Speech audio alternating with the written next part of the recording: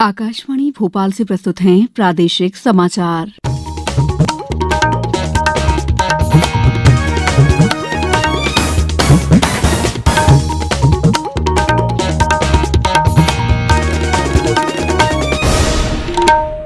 नमस्कार, समाचारों के साथ मैं दीपा सिंह। पहले 1 अप्रैल देश में कोरोना संक्रमण में तेजी से वृद्धि हो रही है। आपसे अपील है कि सावधान और सतर्क रहें। 15 से 18 साल के किशोर और अन्य लोगों को भी टीकाकरण के लिए प्रेरित करें। कोरोना के नए वायरस ओमिक्रॉन से चिंताएं बढ़ी हैं। बचाव के लिए कृपया 3 सरल उपायों का पालन अवश्य करें। मास्क लगाएं, 2 गज की सुरक्षित दूरी बनाए रखें, हाथ और चेहरा साफ रखें।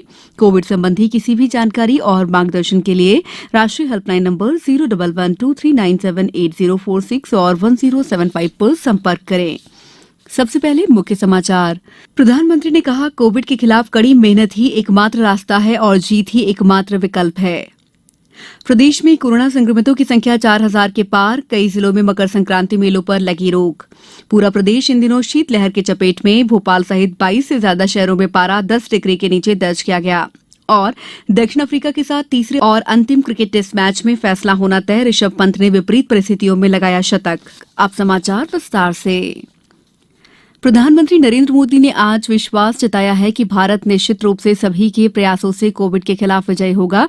वो आज सभी राज्यों के मुख्यमंत्रियों के साथ वीडियो कॉन्फ्रेंसिंग के जरिए बातचीत कर रहे थे। श्री मोदी ने कहा कि 100 साल की सबसे बड़ी महामारी के साथ भारत की लड़ाई अब अपने तीसरे साल में प्रवेश कर गई है और कड़ी मेहनत ही एकमात्र रास्ता और जीत ही एकमात्र विकल्प है।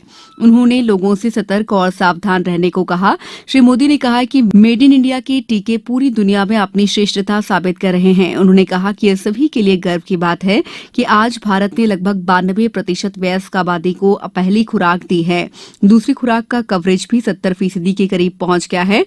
बैठक के दौरान प्रधानमंत्री ने देश में कोविड स्थिति की समीक्षा की और संक्रमण के प्रसार को रोकने के लिए लागू किए गए उपायों का जायजा लिया।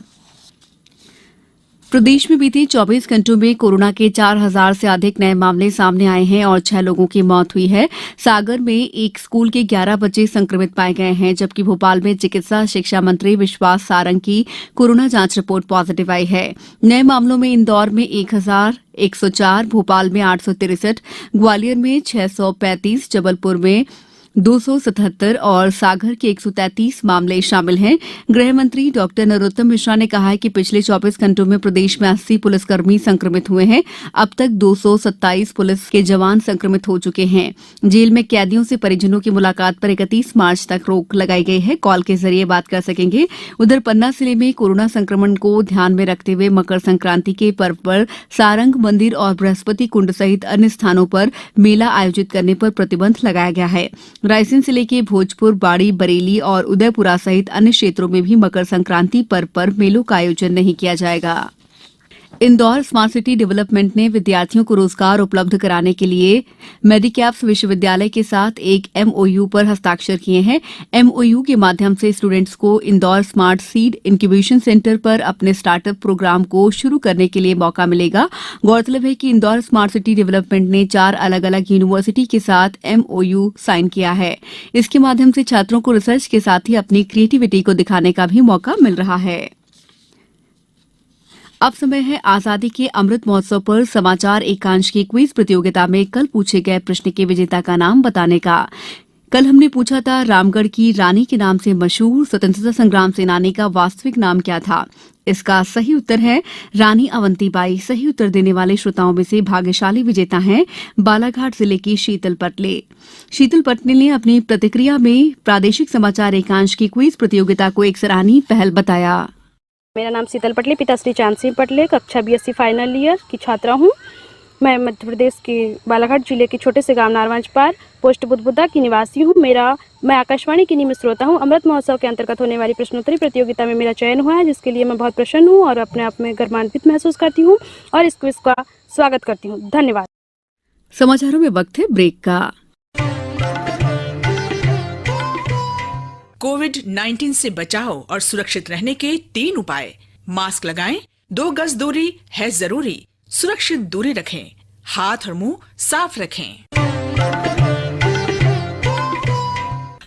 ब्रेक के बाद समाचारों में आपका एक बार फिर स्वागत है। पूरा प्रदेश इन दिनों शीतलहर की चपेट में है। ठंडी हवाएं चलने से लोग दिन में भी कांपने को मजबूर हैं। कल रात भोपाल, इंदौर, ग्वालियर समेत 22 से ज्यादा शहरों में न्यूनतम तापमान 10 डिग्री के नीचे दर्ज किया गया। मौसम विभाग की माने तो अगले 3 दिन तक मौसम का मिजाज ऐसा ही रहेगा। भोपाल मौसम केंद्र के अनुसार कल धार में 5.5 डिग्री और पचमढ़ी में न्यूनतम तापमान 6 डिग्री सेल्सियस दर्ज किया गया। गुना जिले के ग्राम सिरसी में भगत सिंह और श्रीराज स्वसहायता समूह की महिलाएं मशरूम का उत्पादन कर आत्मनिर्भर बन रही हैं। स्वसहायता समूह की 10 महिलाओं ने गुजरात की कंपनी सिटी सेतु कॉर्पोरेशन से मशरूम उत्पादन का प्रशिक्षण प्राप्त कर कुल 200 पैकेट्स मशरूम से कार्य आरंभ कर दिया है।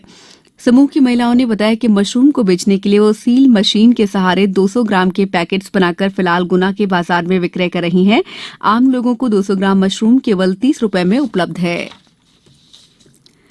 दक्षिण अफ्रीका के साथ तीसरे और अंतिम क्रिकेट टेस्ट मैच के तीसरे दिन केपटाउन में भारत की दूसरी पारी 198 रनों पर सिमट गई। ऋषभ पंत ने विपरीत परिस्थितियों में शतक लगाकर एक छोर संभाले रखा और वे नॉट आउट रहे। दक्षिण अफ्रीका को जीत के लिए 211 रन चाहिए। भारत ने पहली पारी में 223 रन बनाए थे। फिलहाल दोनों टीमें एक-एक टेस्ट जीतकर बराबरी पर हैं। अब कुछ समाचार संक्षेप में। मुख्यमंत्री शिवराज सिंह चौहान कल अशोकनगर जिले के ग्राम बजावन में ओले से प्रभावित फसलों का जायजा लेंगे। देवास जिले में राष्ट्रीय मतदाता दिवस पर महाविद्यालयीन स्तर के विद्यार्थियों की निबंध प्रतियोगिता आयोजित की जा रही है। खंडवा में नीलकंठेश्वर शासकीय स्नातकोत्तर महाविद्यालय की राष्ट्रीय सेवा योजना इकाई के स्वयंसेवकों ने युवा सप्ताह के अंतर्गत कोरोना संक्रमण से बचाव के लिए रोको टोको अभियान चलाया। गुना जिले में सार्वजनिक वितरण प्रणाली के अंतर्गत हितग्राहियों को जनवरी और फरवरी का नियमित और प्रधानमंत्री गरीब कल्याण योजना का एक मुश्त खाद्यान्न निःशुल्क वितरित किया जा रहा है। शिवपुरी जिले में आज कोटा झांसी 4 लेन हाईवे पर सड़क हादसे में एक बस, ट्रक, कंटेनर और 2 ट्रैक्टर ट्रॉली की आपस में भिड़ंत हो गई। इस दुर्घटना में एक व्यक्ति की जान चली गई। अनूपपुर जिले में अमरकंटक में कोरोना दिशा निर्देशों का पालन नहीं करने पर 42 व्यक्तियों के खिलाफ चालानी कार्रवाई करते हुए 4200 रुपए की राशि वसूली गई। मध्य प्रदेश की प्रथम विधानसभा के सदस्य रहे 104 साल के लक्ष्मी नारायण गुप्ता नन्ना का आज राजकीय सम्मान के साथ शिवपुरी जिले के पिछोर में अंतिम संस्कार किया गया। इस बुलेटिन में बस इतना ही। अंत में एक अपील, मास्क और 2 गज की दूरी, हाथ धोना भी है जरूरी। नमस्कार।